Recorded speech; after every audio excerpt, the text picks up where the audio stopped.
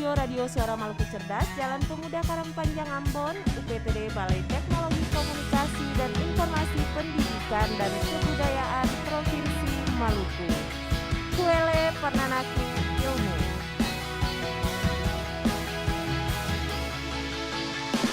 Assalamualaikum warahmatullahi wabarakatuh. Salam sejahtera bagi sahabat cerdas semuanya.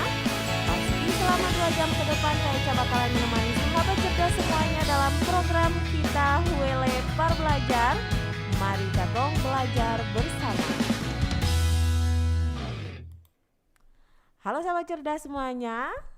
Selamat jumpa kembali dengan Kak Eca di hari ini. Ya, gimana ya kabar sahabat cerdas semuanya di hari ini? Ya, semoga semuanya dalam keadaan yang baik dan semua pada menanti untuk mengikuti pembelajaran yang akan kita lakukan di hari ini bersama dengan guru-guru yang sudah pasti hadir di studio Radio Suara Maluku Cerdas. Dan di hari ini sahabat cerdas kita akan mengikuti pembelajaran untuk jenjang SMP. Kan hari Rabu ya, jadi kita akan ikuti pembelajaran untuk jenjang SMP. Dan yang pertama ini sahabat cerdas, kita akan ikuti pembelajaran untuk mata pelajaran bahasa Indonesia. Dan bagi sahabat cerdas semuanya yang mau mengikuti pembelajarannya, boleh kalian langsung ikut gabung di Radio Suara Maluku Cerdas. Pastinya kalian juga bisa untuk lihat live streamingnya pada channel YouTube BTKI Maluku. Jadi kalian bisa langsung ya melihat pembelajaran yang dilakukan oleh Ibu Kety di hari ini. Oke sahabat cerdas, nah kita sapa dulu Ibu Kety-nya ya. Halo Ibu Kety. Halo Kak Eca, iya, selamat pagi. Salam sehat. Salam sehat. Semoga semuanya dalam lindungan Tuhan ya. Semoga kita semuanya dalam keadaan yang baik, supaya walaupun hanya dapat beraktivitas dibatasi. Jadi kalau memang tidak ada keperluan ya kita di rumah saja. Jadi sekolah juga kita lakukan di rumah. Oleh karena itu kita bisa ya gunakan salah satu program dari Radio Suara Maluku Cerdas di saat ini, tentunya untuk Huele Par Belajar, untuk menjadi sarana bagi sahabat cerdas semuanya melakukan pembelajaran bersama dengan guru-guru yang ada siaran di studio Radio Suara Maluku Cerdas. Oke sahabat cerdas, kalau gitu kita langsung saja ya mulai pembelajaran kita yang pertama bersama dengan Ibu Kety Tenu yang merupakan guru dari SMP Kristen Kalam Kudus Ambon. Silakan Ibu Kety. Terima kasih Kak Eca atas kesempatan ini. Halo anak-anak, sahabat cerdas atau para siswa SMP Kalam Kudus yang sementara mendengar di radio maupun di live di YouTube. Ibu percaya Kak Eca sudah menyapa kalian dengan baik, dan Ibu cuma ingatkan tetap memperhatikan protokol pandemi COVID-19 walaupun di Ambon saat ini sementara berlangsung PSBB ya. Jadi Kak Eca juga tadi katakan kalau tidak ada keperluan jangan kemana-mana. Oke, untuk tidak berlama-lama lagi, saya Ibu Kety akan mencoba menerangkan tentang materi kelas 7. Ini materi materi semester genap di kelas 7 ya, tentang literasi buku fiksi dan non fiksi ya, dengan cakupan-cakupan sebagai berikut. Nanti kita lihat ini ada buku fiksi dan non fiksi ya, jadi nanti Ibu terangkan atau Ibu akan membahas satu persatu ya sesuai urutan. Tapi cakupan materinya itu Ibu rangkum menjadi satu saja.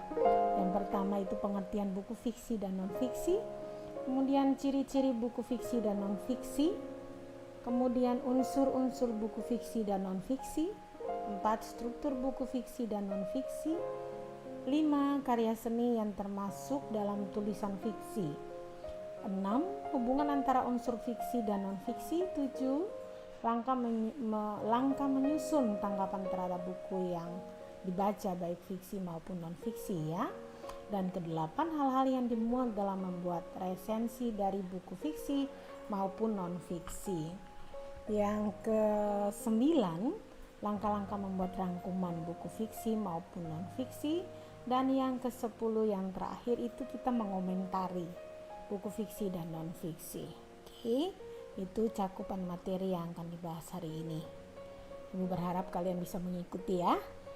Nanti kalau tidak mengerti atau mau ingin bertanya, silakan masuk ke YouTube DTKI Maluku acara Huele Belajar ya, bisa langsung saja. Nanti kalau ada komentar ibu bisa membaca dan ibu sanggup mencoba untuk menjawab ya semua pertanyaan ataupun masalah yang kalian temui di dalam pembelajaran tentang literasi buku fiksi dan non fiksi ini. Oke, kalau kalian yang nonton langsung di YouTube, kalau ibu membaca gambar atau gambar dan tulisannya yaitu Laskar Pelangi, kemudian Ayah karya Andrea Hirata, kemudian Dilan. Ibu Kiti pernah mengajar juga tentang materi ini ya untuk kelas 8 baru-baru. Kalau 3 buku ini pasti kalian akan menebak kira-kira ini buku apa ya. Kemudian di samping ini ada buku tentang pengantar filsafat pendidikan, dan yang paling dekat dengan kalian sekali di hari-hari ya, kalian akan temui buku ini kalau kelas 7 ya. Ini buku paket yang diturunkan dari Kemendikbud untuk semua sekolah mempergunakan, khusus di jenjang SMP kelas 7 ya. Kalian pasti tahu. Nah, dari gambar-gambar ini, ada 5 gambar ini, kalian dapat membedakan ya, mana yang termasuk buku fiksi dan mana yang termasuk buku non fiksi. Secara gampang pasti kalian akan berkata, ibu kalau gambar di kolom kedua yang pengantar filsafat pendidikan dan ada menuliskan bahwa Kementerian Pendidikan dan Kebudayaan, itu langsung kalian bisa menebak itu buku non fiksi. Sementara kalau Laskar Pelangi, Ayah, Dilan, nah ini kalian pasti akan berkata kepada ibu, oh ibu ini buku fiksi ya. Oke, dari gambar-gambar yang ada Ibu Keti akan menuntun kalian untuk mempelajari bagaimana kalian bisa membaca, membuat komentar ataupun melihat unsur-unsur yang ada di dalam buku. Kita mulai dengan buku fiksi, pengertian buku fiksi dan non fiksi dulu ya. Buku fiksi adalah buku yang berisi cerita atau kejadian yang tidak sebenarnya. Dengan kata lain, buku fiksi adalah buku yang di dalamnya berisi cerita rekaan atau khayalan semata. Oke, itu pengertian. Kemudian buku non-fiksi adalah buku yang berisikan kejadian sebenarnya yang disampaikan menurut pendapat, opini, kajian penulis. Kemudian buku non-fiksi adalah buku yang dibuat berdasarkan fakta dan kenyataan.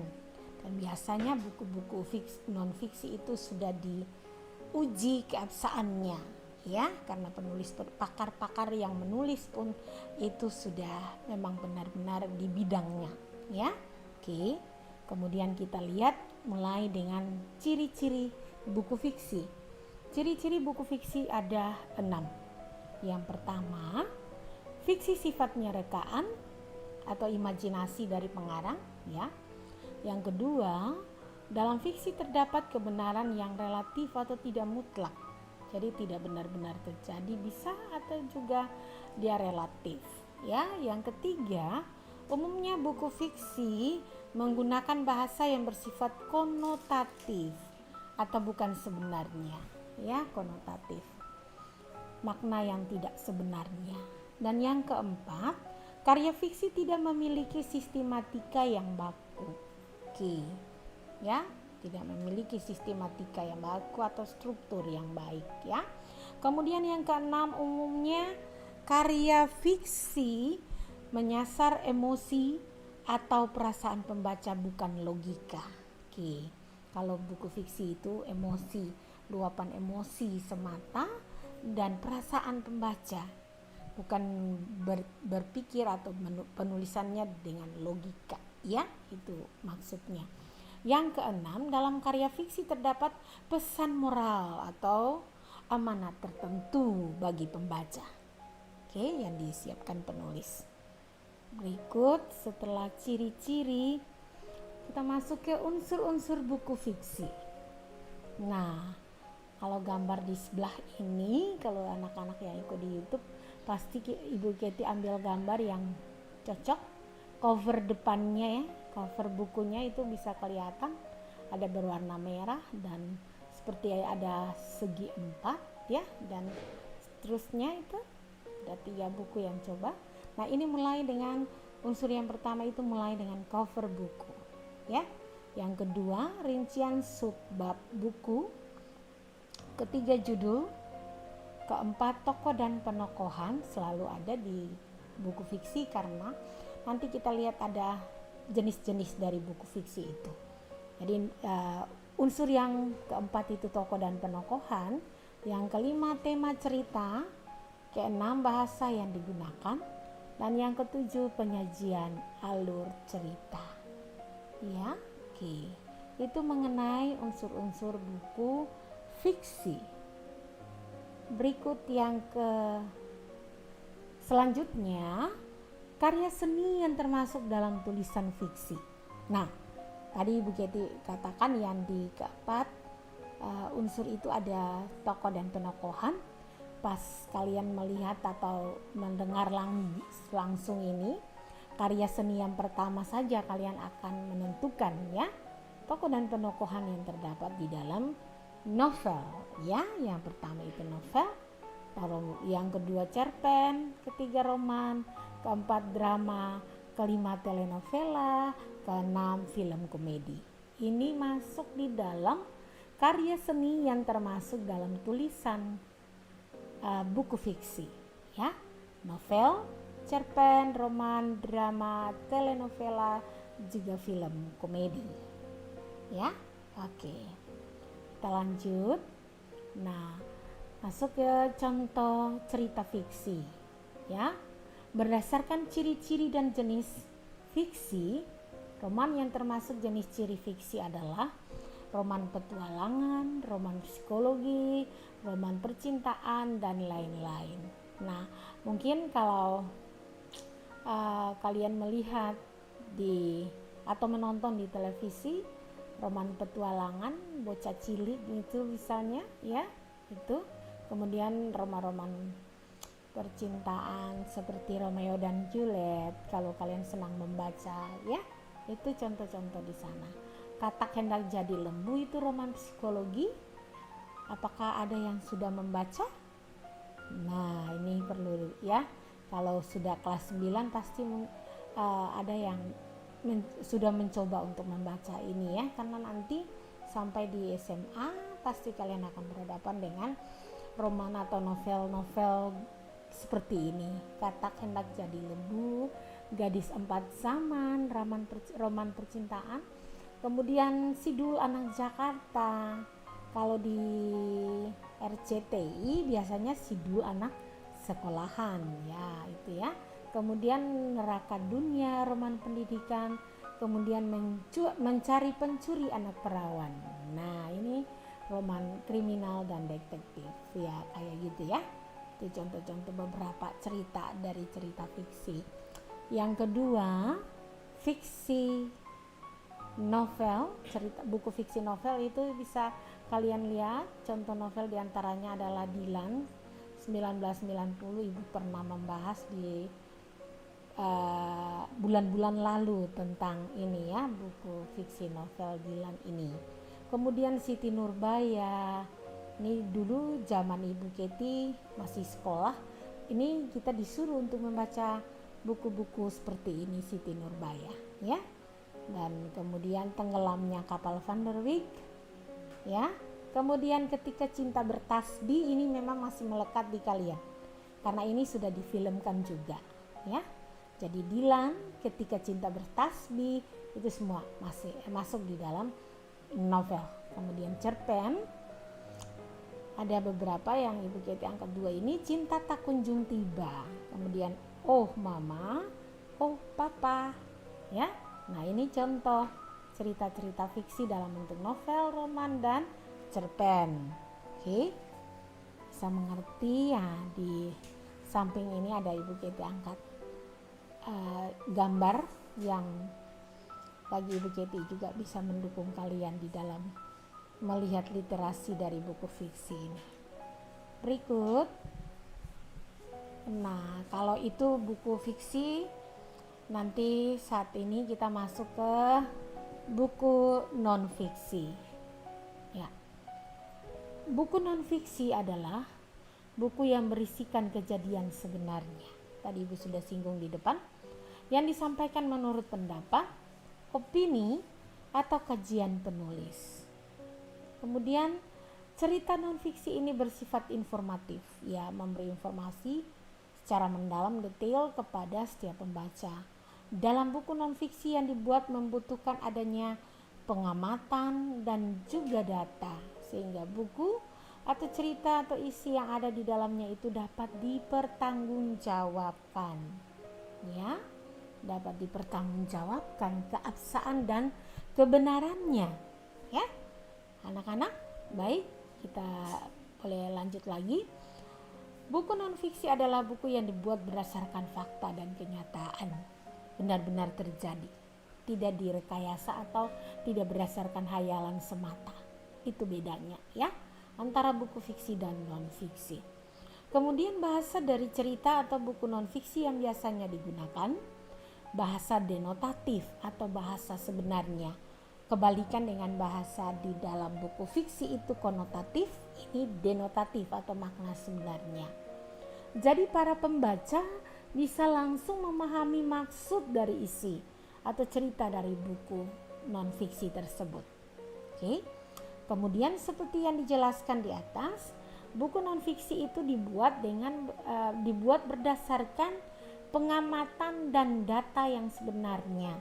Maka buku non-fiksi sering dijadikan sebagai sumber informasi oleh si pembaca. Ya. Nah, buku-buku, contoh buku-buku paket yang kalian dapat baca di sekolah, ya.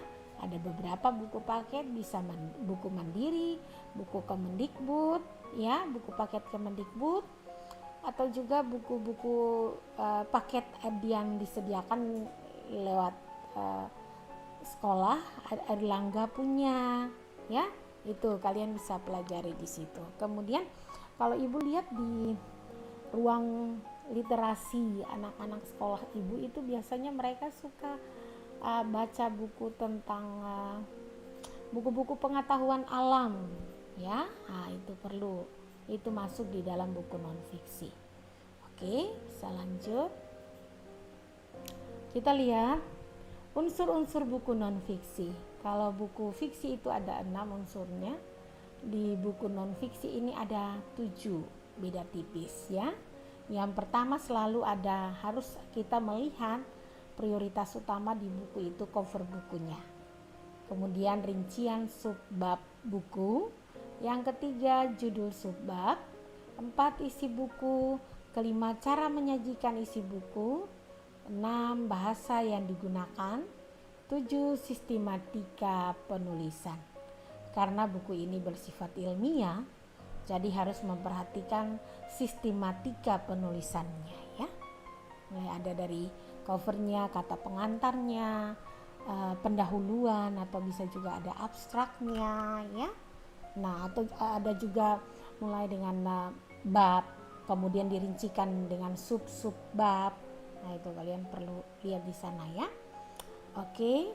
Ya, itu yang bisa unsur-unsur non-fiksi. Kemudian struktur buku non-fiksi ada 2. Biasanya hanya orientasi dan urutan peristiwa. Kalau dalam teks-teks yang pernah kita pelajari, orientasi itu selalu ada di pendahuluan, bersifat umum, ya. Dan yang kedua, struktur cerita non-fiksi yang kedua yaitu urutan peristiwa, harus disusun berdasarkan sistematika yang tadi sudah dijelaskan di atas, ya. Jadi orientasinya, urutan peristiwanya. Ada 2 struktur dalam cerita non-fiksi yang boleh kalian pelajari ya. Oke, berikutnya kita lihat ya, contoh buku non-fiksi. Nah, ada kurang lebih 8 yang Ibu coba angkat. Yang pertama laporan ilmiah atau ya karya ilmiah. Biasanya kalau kalian disuruh buat karya tulis, nah kalau sudah diuji keabsahannya ya, atau di presentasi atau diistilahkan dibahas atau diulas gitu ya, maka ia masuk di dalam laporan-laporan ilmiah. Contoh sederhana yang Ibu Keti tampilkan di laporan ilmiah itu ada 3 di sini, skripsi, disertasi maupun tesis. Nah, kalau skripsi, kalau S1 biasanya sarjana mau menempuh sarjana S1 itu harus buat tugas akhir untuk mencapai gelar sarjana itu buat skripsi. Kemudian kalau S2 masternya itu disertasi, itu masuk dalam laporan ilmiah buku non-fiksi yang pertama. Dan yang ketiga kalau sudah ambil doktor, nah itu disebut bukan lagi disertasi tapi disebut tesis, tulisan-tulisan ilmiah ya, yang dapat dipertanggungjawabkan keabsahan kebenarannya ya. Oke, yang kedua buku pelajaran. Nah, buku pelajaran itu yang tadi Ibu coba tunjuk buat kalian. Kalian punya buku-buku paket ya, kalau Kemendikbud maupun ya, buku mandiri atau LKS. Nah, itu masuk dalam buku-buku ini. Kemudian ada juga misalnya buku-buku tambahan kalau orang tua beli ya. Nah, itu masuk buku pelajaran ya. Kemudian buku ensiklopedia. Nah, kalau buku ensiklopedia banyak biasanya dibukukan di perpustakaan ensiklopedia, buku-buku ensiklopedia itu ya. Kemudian yang keempat jurnal. Mungkin kalau kalian pernah membaca jurnal yang penulis tulis, nah kalian pasti bisa mengetahui. Tapi mungkin kalau kalian kelas 7 SMP ini mungkin cuman untuk informasi saja ya. Jurnal itu biasanya kalau mau selesai untuk S2, S3 harus tulis jurnal, atau juga mau mendapat gelar profesor. Nah, ini jurnal ini harus dibuat untuk menambah poin kerja dari para dosen atau sivitas akademika. Oke. Nah, dan yang kelima biografi. Nah, anak-anak juga pasti senang baca biografi tokoh-tokoh terkenal ya, misalnya Mahatma Gandhi, kemudian Bunda Teresa, kemudian Presiden Amerika Barack Obama, biografi itu. Kemudian juga presiden kita yang sekarang Pak Jokowi, atau juga yang idola seseorang misalnya ya, dia senang baca buku biografi tokoh yang dia idolakan, ya silakan gitu ya, itu masuk di dalam contoh buku non-fiksi. Kemudian 6 esai ya, esai juga masuk di dalam buku non-fiksi. Oke. Dan yang ketujuh opini, yang kedelapan pidato. Nah, kalau esai memang harus berdasarkan struktur penulisannya. Nanti kalau kalian sudah kelas 8 atau 9 itu mungkin Ibu akan singgung saja di kelas misalnya, atau di pertemuan-pertemuan berikut ada esai, ada juga menulis lomba menulis esai ya, itu ya Ibu pernah membimbing kakak-kakak kalian yang sudah lulus juga ya. Itu harus mencari data secara benar dan kenyataannya terjadi, lalu kita duduk dan kita meramu dia atau menulis dalam kerangka dulu, baru bisa ada di dalam penulisan esai. Sedangkan kalau opini biasanya itu Ibu terangkan sedikit, biasanya Kalau opini kebetulan Ibu baru saja mengikuti satu lomba tentang menulis lomba opini tentang 40 tahun perpustakaan Indonesia, perpustakaan nasional.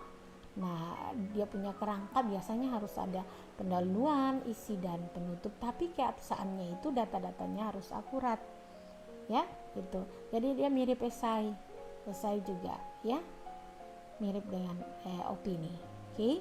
Dan yang kedelapan, pidato. Nah, pidato juga bukan asal saja berdiri di depan atau di atas panggung lalu pidato. Tidak, kita harus mencari sumber-sumber yang berkaitan dengan judul dari pidato atau tema pidato, baru kita membahasnya. Ya, jadi dia masuk di dalam buku non-fiksi. Oke. Tidak terlalu cepat kah? Anak-anak bisa mengikutinya ya. Sahabat cerdas selalu di mana saja Anda berada, dan juga anak-anak yang sementara mengikuti. Nah, kalau tadi kita sudah melihat pengertian, unsur, struktur, pengertian, ciri, unsur, struktur, ragam kebahasaan. Sekarang kita melihat ada hubungan antara unsur buku fiksi dan non-fiksi. Nah, kalian lihat di sini Ibu akan membahas lagi ya. Dengan mengatasi setiap unsur yang terkandung di dalam buku fiksi dan non-fiksi, kita dapat menyimpulkan bahwa sebagian unsur memiliki kesamaan dan sebagian yang lain juga bisa berbeda. Ya, unsur yang sama yang dimiliki baik buku fiksi maupun non-fiksi, yaitu cover atau sampul depannya. Itu antara buku fiksi dan non-fiksi ada covernya. Kemudian subbab, kemudian ada judul. Selalu ini yang sama. Ya, tiga ini unsur ini ada selalu sama. Kemudian dalam hal perbedaan, nah ini kita mungkin bisa melihat perbedaan ya. Buku non-fiksi memiliki isi yang ilmiah, fakta, aktual. Ya. Jadi aktual dan faktual buku non-fiksinya ya, isinya itu. Karena dia bersifat nyata, benar-benar terjadi dan ilmiah. Ya, oke. Kemudian disajikan dengan bahasa baku dan memiliki sistematika penulisan standar atau yang baku juga dilakukan. Ya. Baik, itu yang membuat perbedaan antara buku non-fiksi dan buku fiksi. Oke. Sedikit kemudian, sedangkan buku fiksi memiliki tokoh dan penokohan sebagai pelaku cerita. Ini karena dia menyangkut dengan sebagian besar karya sastra yang terdapat dalam buku fiksi ini ya. Didukung dengan tema, disajikan dengan bahasa variatif, biasanya tidak baku ya, dan dilengkapi dengan alur cerita yang beraneka ragam. Nah, itu mengenai fiksi. Kalau non fiksi dia harus ilmiah, akurat, aktual, faktual, begitu ya, terpercaya, gitu ya. Sedangkan buku fiksi memiliki tokoh dan penokohan sebagai pelaku cerita. Kemudian ada di dalam ada tema, karakternya, ya, penokohannya, ya, itu karakter atau penokohan, kemudian amanatnya, alurnya, ya, itu selalu ada di buku fiksi. Oke. Baik sahabat cerdas, kita lanjut lagi. Nah, mari kita lihat, kalau kita tadi bahas tentang semua teori yang perlu kita pelajari dari buku fiksi dan non-fiksi. Nah, sekarang kita lihat langkah menyusun tanggapan terhadap buku yang dibaca. Nah, biasanya kalau siapa yang senang membaca, kesukaan membaca, pasti di akhir dari kita baca ada sesuatu yang harus kita buat. Ya. Yang pertama, langkah menyusun terhadap buku yang dibaca itu yang pertama jenis buku. Kita akan memilih atau menentukan buku mana yang bagi kalian itu tertarik dan senang atau hobi kalian membaca. Ya, mulai dari jenis atau bentuk buku itu, apakah roman, novel, biografi, atau yang lain. Selain itu, seorang resentator atau menyebutkan juga buku termasuk buku fiksi atau non-fiksi. Ya, jadi dia senang gitu ya. Selain itu ya, jadi dia suka sekali membaca. tinggal kalian memilih, mau memilih yang mana, roman, novel, biografi, cerpen, dan lain-lain yang tadi disebutkan itu jenis bukunya. Silakan kalian memilih. Biasanya kalau contoh kecil, Ibu Keti itu senang membaca biografi. Kenapa? Karena itu kita mendapat banyak informasi atau inspirasi dari tokoh-tokoh ternama yang mereka sudah berkiprah di dalam masyarakat, ya, membangun bangsa dan negara, memiliki semangat untuk maju dan lain-lainnya gitu ya. Kemudian dari pengalaman-pengalaman mereka bisa menambah semangat bagi kita juga yang masih kecil, masih muda untuk membaca gitu ya. Oke, yang ada anak-anak juga ada yang kalau kalian senang juga nih, pasti anak-anak lebih banyak komik ya. Cuma Ibu Keti sarankan boleh membaca komik tetapi atau kisah-kisah petualang, tapi kalian harus bisa mencoba untuk memilah juga buku-buku yang kalau bukan saja komik tapi bisa baca novel, bisa roman. Karena kenapa? Buku-buku ini menunjang kalian untuk mengembangkan pendidikan kalian ke depan ya. Kalau sampai di SMA nanti pasti guru bahasa akan bertanya misalnya novel yang dibaca. Nah misalnya kalau cuma satu, waduh sedih sekali gitu ya. Dan biasanya kalau anak-anak yang senang ikut lomba resensi buku, nah pasti kalian sudah membaca beberapa novel ya. Kalau novel Toto-chan dari Jepang itu keren ya, kalian bisa membacanya juga, itu menambah semangat untuk kalian ya. Oke, kemudian yang itu mengenai jenis buku. Yang kedua, keaslian ide. Buku itu apakah benar-benar merupakan karya asli dari pengarangnya atau merupakan terbit. Nah nanti kalau yang sering atau yang suka, yang hobi atau kegemarannya membaca bisa tahu sampai di langkah kedua ini. Oh buku ini pernah baca. Ini bisa jadi ciplakan ya, karena isinya tidak berbeda jauh dengan yang aslinya misalnya gitu. Kalian bisa memberi penilaian lagi di situ. Ya, yang ketiga, bentuk. Bagaimana mengenai bentuk atau format dari buku itu? Apakah bentuknya, kertasnya, ilustrasi covernya, jenis huruf yang dipakai dan sebagainya. Itu masuk di dalam langkah penyusunan terhadap tanggapan terhadap buku fiksi dan non fiksi ya. Kertasnya tidak baik, kualitasnya tidak menjamin, kualitasnya rendah misalnya. Ya, wow, itu ya. Kadang anak-anak bilang katakan ke saya seperti itu kalau saya selalu memberi tugas kepada mereka, Ibu kertasnya cepat atau mudah robek ya itu. Kemudian warnanya tidak keren Ibu. Nah pasti mereka komentar seperti itu, mulai dari covernya. Orang biasanya kalau senang membaca pas lihat covernya langsung tertarik gitu ya. Ada orang yang seperti itu ya. Kemudian ilustrasi cover sudah, jenis huruf yang dipakai dan sebagainya. Dan yang keempat, berikut ini dilihat dari segi isi. Presentator perlu memperhatikan unsur-unsur intrinsiknya, yaitu tentang tema, alur, perwatakan, sudut pandang dan sebagainya. Ini masih masuk di buku fiksi ya. Ini karena selalu ada di sana. Bukan selalu tapi memang ada di sana.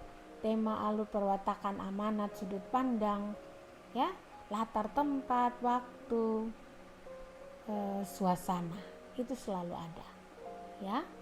Berikut, bahasa dalam buku itu dapat ditinjau dari segi struktur kalimat, gaya bahasa atau stylenya, ya, ungkapan dan lain-lain. Apakah bahasa yang digunakan memakai bahasa sehari-hari, yang segar, tidak menjemukan, mudah dimengerti oleh pembaca dan sebagainya, mudah dipahami atau sukar diterima pembaca.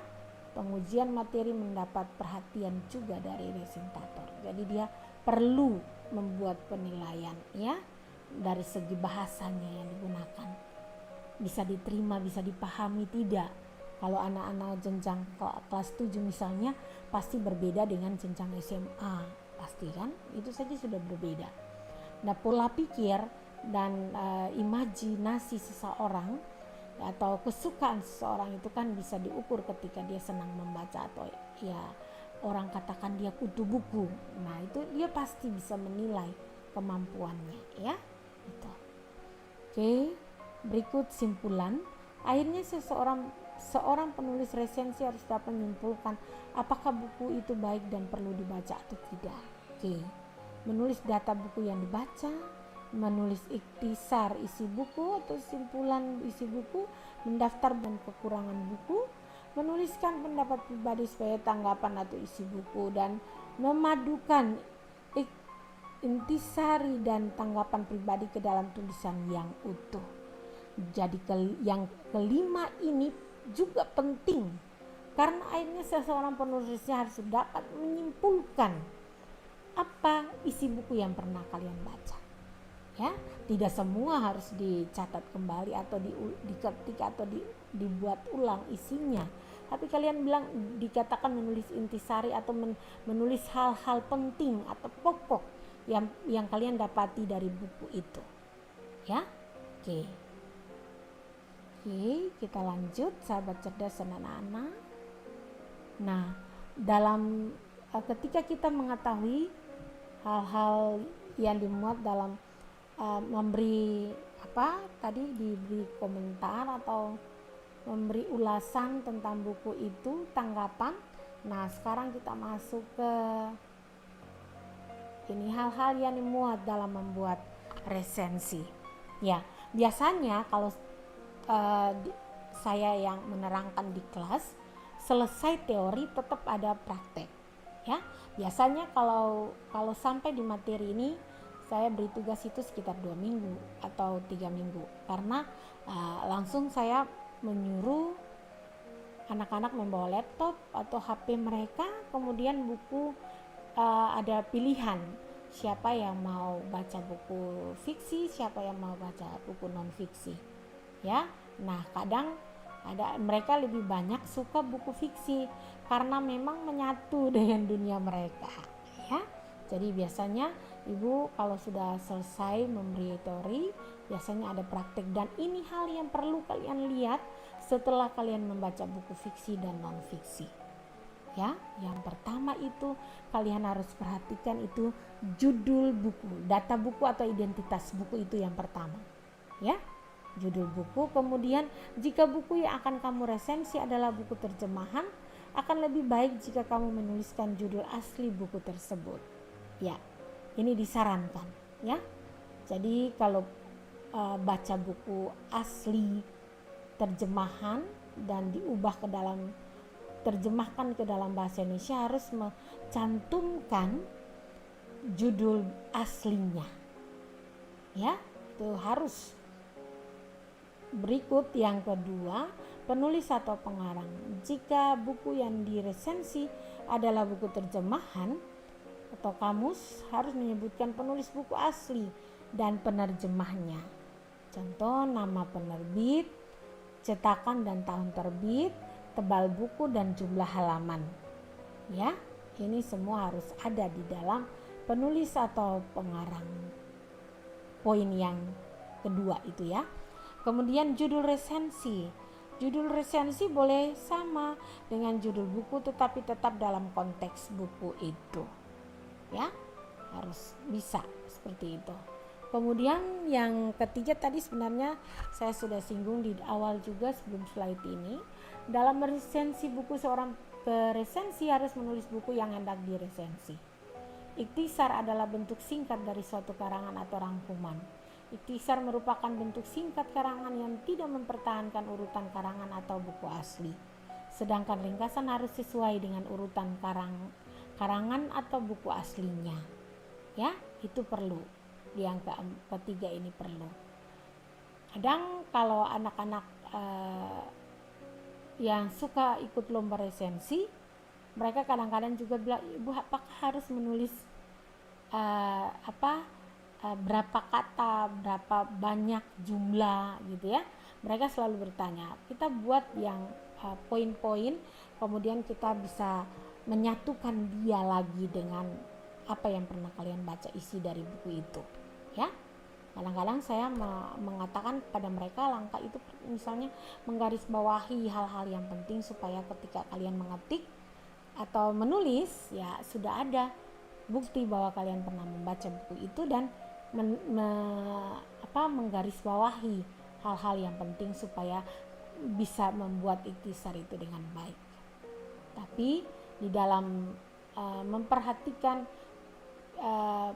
cara membuat ikhtisar itu, yang pertama kalian harus lihat itu juga membaca naskah atau buku asli itu harus kalian baca, tidak bisa tidak. Jadi saya bisa mengetahui bahwa yang mana anak yang suka membaca ketimbang anak yang ambil gampang dari internet, itu bisa ketahui ya. Kalau anak yang suka membaca dia akan menulis dia mengambil intisari dari buku yang dia baca. Tapi kalau yang anak yang harap gampang atau anak-anak yang tidak mau mengerjakan tugas yang terlalu ribet, mereka tinggal download atau klik di internet dan jadi. Dan saya selalu menemukan seperti itu ya. Jadi kalau disuruh membaca, kalian harus membaca supaya apa yang kalian baca itu pasti kalian ingat ya. Tuh contoh yang ini ya, masuk di dalam hal membuat ikhtisar itu. Yang berikut, mencatat gagasan pokok dan isi pokok setiap bab. Nah, isi pokok dalam bab-bab itu yang mana-mana saja yang kalian sudah baca itu perlu digarisbawahi juga. Kemudian membuat reproduksi atau menulis kembali gagasan yang dianggap penting ke dalam karangan singkat yang mempunyai satu kesatuan yang padu. Nah, itu Ibu tadi katakannya. Jadi kita harus memperhatikan hal ini ketika membaca, kemudian membuat garis-garis besar atau ikhtisar, kemudian membaca, mencatat, kemudian mereproduksi dan tiba di dalam menulis kembali gagasan itu dalam bentuk karangan singkat yang mempunyai satu kesatuan yang padu. Kemudian di dalam melihat hal-hal yang termuat di dalam buku itu, khususnya kelebihan dan kekurangan dari buku itu dalam membuat resensi. Penulis resensi harus memberikan penilaian mengenai kelebihan dan kelemahan buku yang disertai dengan ulasan secara objektif. Ya, itu harus memberi ulasan atau penilaian secara objektif.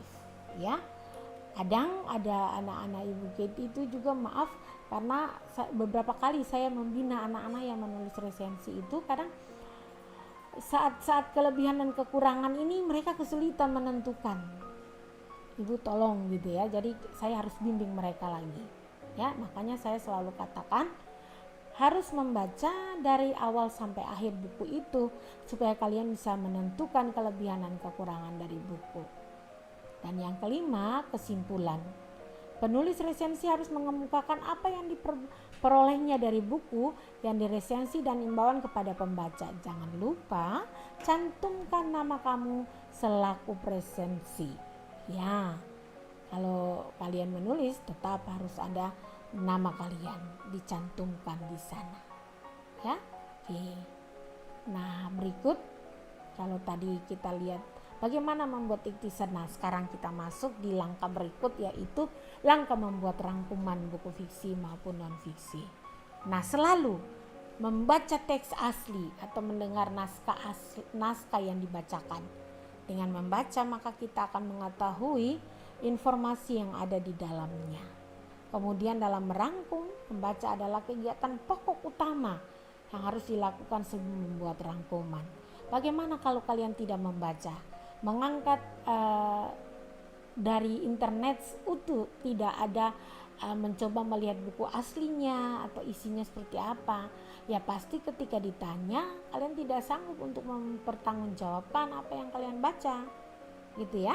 Jadi kalau kalian membaca kemudian detail, kalian menggarisbawahi hal-hal yang penting, kemudian menuangkan ke dalam bentuk rangkuman, nah pasti kalian ingat begitu ya.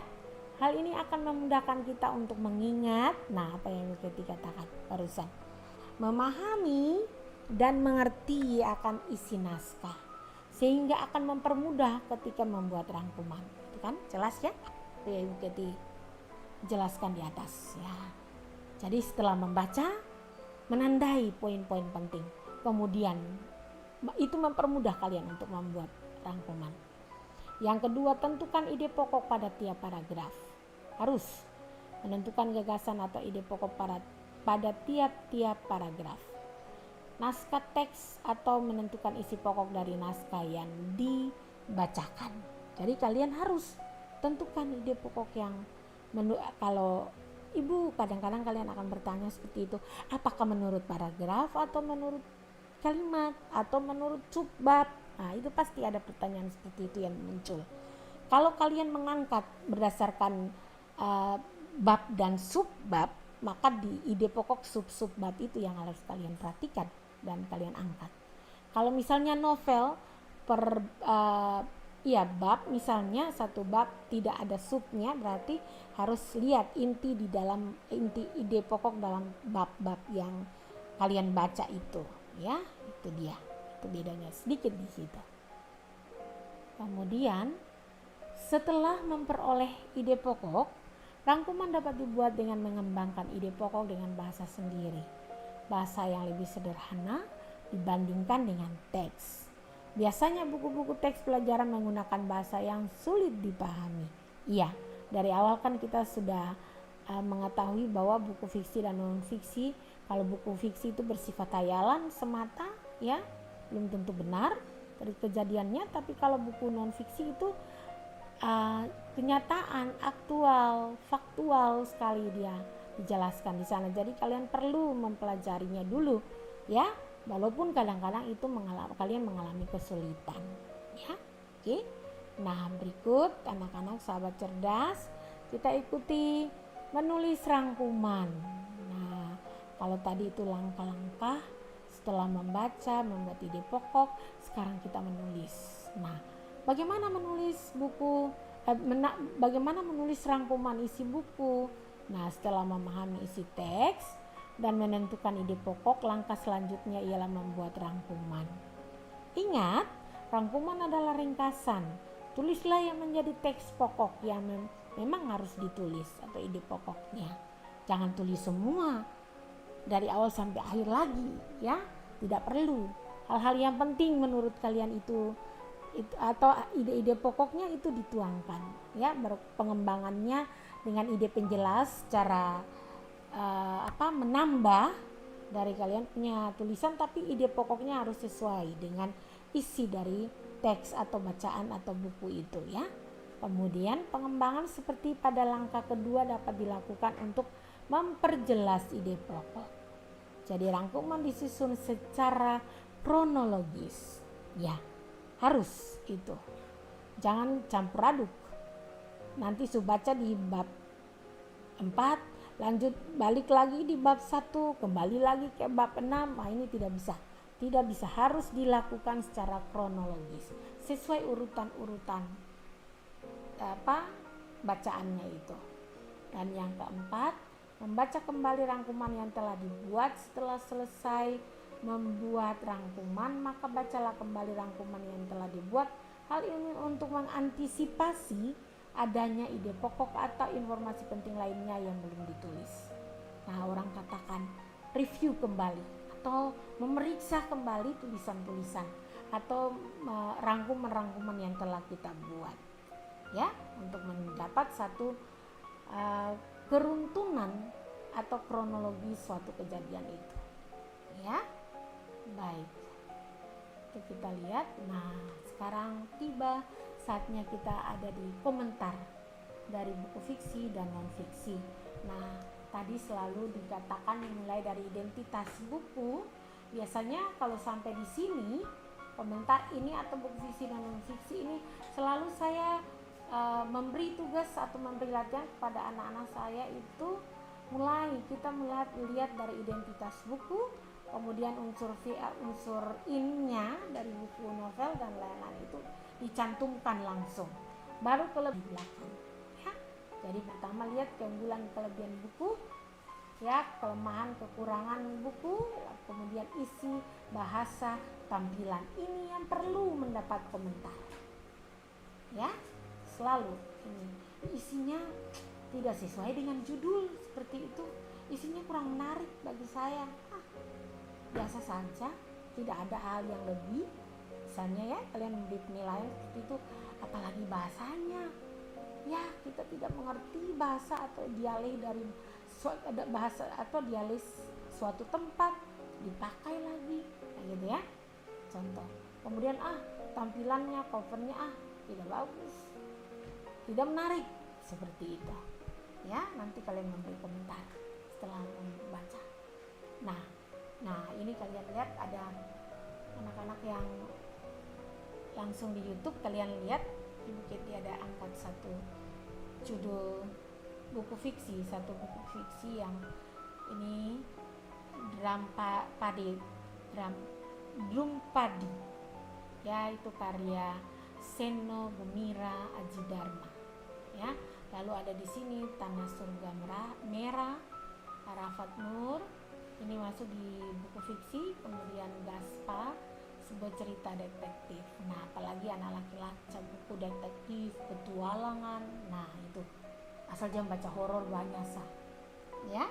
Itu kadang-kadang kalian ibu sekedar relax, saya tidak mau kalau horor, tapi ya ibu bagus jalan ceritanya, gitu ya. Selalu berdebat kalau kita buat ini ya, komentar buku ini. Nah, yang perlu diperhatikan bagaimana judul dan tema dikembangkan. Kemudian yang kedua, apakah ada keunikan ketika membaca buku tersebut. Berikut, bagaimana pengarang mengembangkan latar cerita. Kemudian bagaimana pengarang mengembangkan tokoh dan watak tokoh. Kemudian bagaimana pilihan kata yang digunakan pengarang. Dan keempat, apakah kalimat-kalimatnya memiliki keunikan dan kekuatan untuk membangun cerita. Dan yang ketujuh, tokoh mana yang paling kamu sukai dan mengapa. Nah, ini muncul selalu ada saat kita buat komentar buku, ya.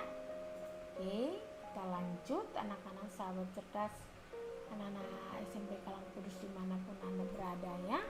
Berikut contoh buku fiksi yang perlu kita komentari itu bagian cover buku, rincian subbab buku, judul subbab, tokoh dan penokohan, tema cerita, bahasa yang digunakan, penyajian alur cerita. Nah, Ibu Kety coba angkat gini ya.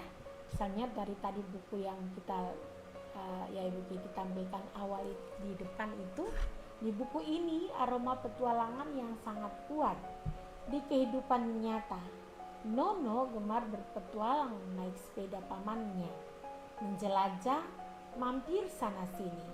Pengarang jadi banyak kesempatan untuk menguraikan berbagai elemen petualangan itu. Sampai soal pabrik tahu segala bisa diceritakan. Tunjukkan fantasi yang berwarna lokal Indonesia. Penulis Indonesia membuat cerita fantasi berbau lokal dengan rinciannya yang unik. Kemudian membaca anak rembulan, siapapun akan mendapat pendapat itu dan mendebat pendapat itu dan meyakinkan waktunya anak negeri untuk unjuk gigi. Sangat lokal, fantastik dan tak terlupakan, ya. Sedangkan kelemahannya ada sedikit ketidaklogisan cara pengarang memunculkan tokoh. Ini bisa kalian ambil sebagai contoh. Jadi kelebihan ada beberapa, ya. Tuh kalian lihat di sana, Ibu Kety coba mengangkat, ya. Ya, oke, kita lanjut. Nah, komentar buku tadi, kalau tadi itu komentar buku fiksi, sekarang komentar buku non fiksi. Ya, apa judul buku yang kamu baca? Sama, mirip ya tadi ya. Siapa nama pengarangnya, siapa penerbitnya, di mana buku itu diterbitkan dan tahun berapa. Ya, selalu juga kalau dalam identitas buku atau itu selalu saya katakan kalian juga perhatikan ISBN dari buku itu atau izin terbitan buku itu, ya, atau barcode-nya. Apakah ada gambar, fotografi, grafik, tabel atau bagan pada buku tersebut? Apakah bahasa yang digunakan mudah dipahami? Bagaimana dengan cetakan bukunya? Nah, siapa sasaran pembaca buku tersebut? Ya, itu. Kalian harus perhatikan komentar buku non fiksi itu. Saya lihat itu ada gambar sharing who move my change, itu sebenarnya coba saya angkat saja sebagai contoh hidup sederhana. Nah, nanti kalau ada kesempatan kalian bisa lihat ya. Kemudian gaji masih kecil bukan penghalang menjadi kaya, ikuti cara saya. Cia. Ya, unsur buku non fiksi ya yang dapat dikomentari yaitu bagian covernya mirip dengan buku fiksi juga. Rincian subbab buku, judul subbab, isi buku, cara menyajikan isi buku, bahasa yang digunakan, kemudian sistematika. Nah, kalau melihat buku yang tadi dipaparkan di slide sebelum ini, nah kalian bisa jumpai juga di sana. Ya, kita akan masuk dilihat gambarnya, kemudian kalian bisa membuat kelebihan dan kelemahan. Selalu di dalam membuat resensi atau membuat rangkuman itu harus memperhatikan kelebihan dan kelemahan dari buku itu sendiri. Buku ini wujud kepedulian penulis untuk mempromosi keindahan alam Indonesia. Membaca buku ini seakan berpetualang ke seluruh wilayah Indonesia yang indah. Buku ini menangkap dengan idenya, pandangan penulisnya tentang prinsip bagaimana melestarikan atau mempromosikan keindahan alam Indonesia. Ini adalah buku yang mengagumkan yang dapat mengubah hidup Anda. Ya, kemudian mengomentari kelemahan atau kekurangan buku non fiksi. Sedikit kelemahan buku ini adalah penggunaan istilah-istilah lokal yang cukup banyak sehingga mengganggu pemahaman pembaca yang belum memahami daerah tersebut. Kemudian dari penjelasan tadi dapat disimpulkan bahwa memberikan komentar buku fiksi dan non fiksi dapat melalui dua cara, yaitu melihat ya kelebihan atau keunggulan dan juga kelemahan ya atau kekurangan. Kalian harus perhatikan dua unsur ini dalam kita membuat resensi atau memberi komentar terhadap buku. Dalam menilai sebuah buku yang perlu diperhatikan ialah nilai dari segi isi, bahasa, dan tampilan. Ya, oke.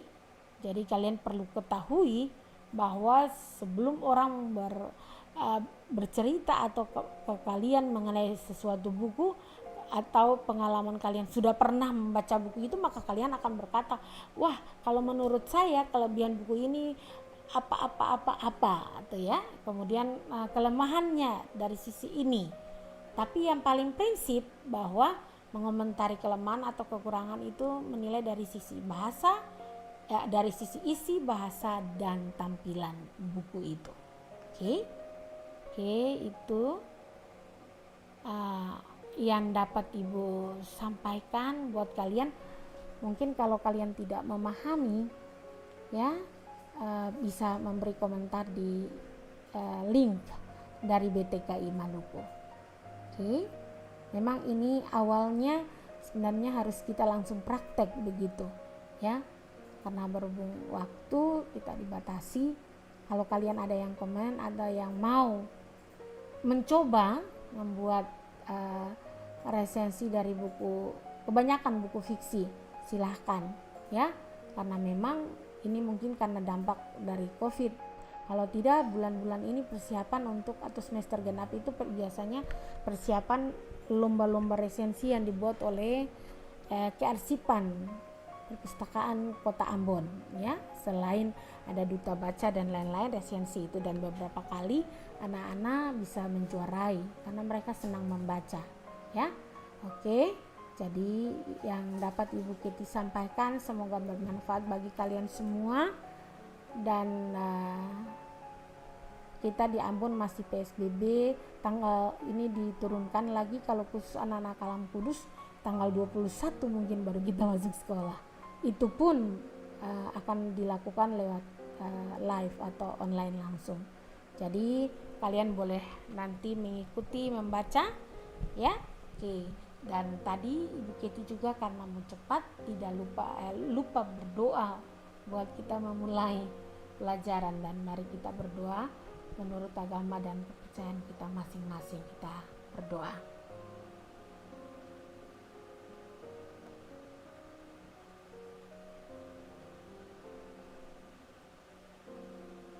Terima kasih Tuhan. Amin. Ya, silakan mencoba kalau yang sudah pernah melakukan.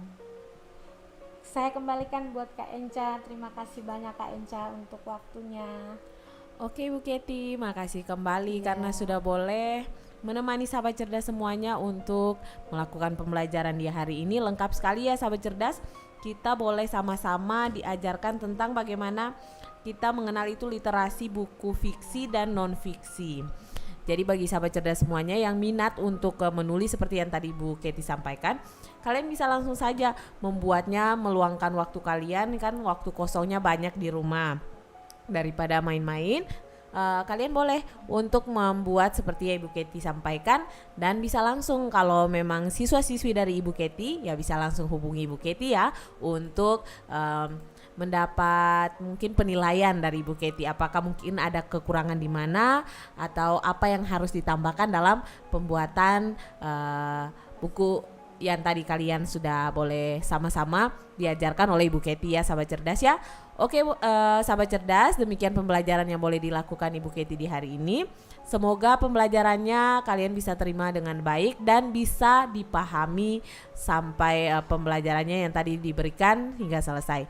Dan bagi Ibu Keti, di minggu depan kita akan kembali lagi bersama dengan Ibu Keti untuk pembelajaran lanjutan atau materi lain dari untuk kelas 8 ya Ibu Keti. Apa masih kelas 7? Oh, masih kelas 7. Oke, jadi masih untuk minggu depan masih kita kisaran untuk pembelajaran kelas 7 ya sahabat cerdas. Jadi bagi sahabat cerdas semuanya, tetap stay untuk mendengarkan Radio Suara Maluku Cerdas, dan Kak Eca ucapkan terima kasih yang sudah boleh mendengarkan pembelajaran pertama kita di hari ini. Oke sahabat cerdas, kita akan lanjut lagi dengan pembelajaran kita selanjutnya.